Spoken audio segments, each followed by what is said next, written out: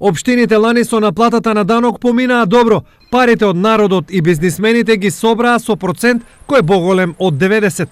Побарување по основ на данок на имот од физички лица, некаде 2.054.000 денари, реализирани се 2.554.000 или во проценти околу 85% од физички лица. Што се однесува за данокот на имот за правни лица, обложени се околу 2 милиони денари, наплатени се 1.878.000 или во проценти 94,9%. Шампион во регионот кога во прашање е наплатата е Кочани, каде се собрани 10% повеќе пари од планираното.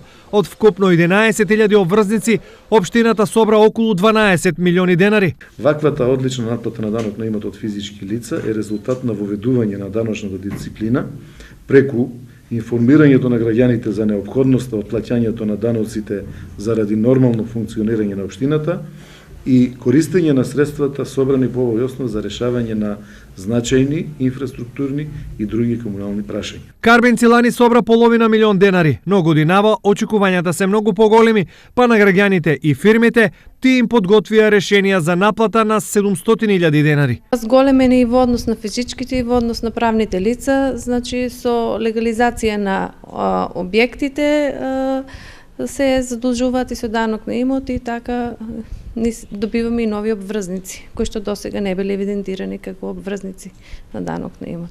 Вкупно во целиот регион, граѓаните на општините им плаќаат во просек по околу 50 евра од семејство. За тие пари очекувано е да имаат и список на желби. Улици нека се праве, патишта нека се праве, згради нека се праве за младите, да има дека да живеат. Се инфраструктура да се изгради. И на водоводи, и на канализации. Па тоа го инвестират, тоа нешто. Инфраструктурата, па да. Те убаво направи, гледаш во реката, средија, улици прават, свака час добра. Генерално, парите од данокот се инвестираат во општините, но годинава желбите на граѓаните имаат посебна тежина. Така е секоја четврта година, кога треба да се бира нова локална власт.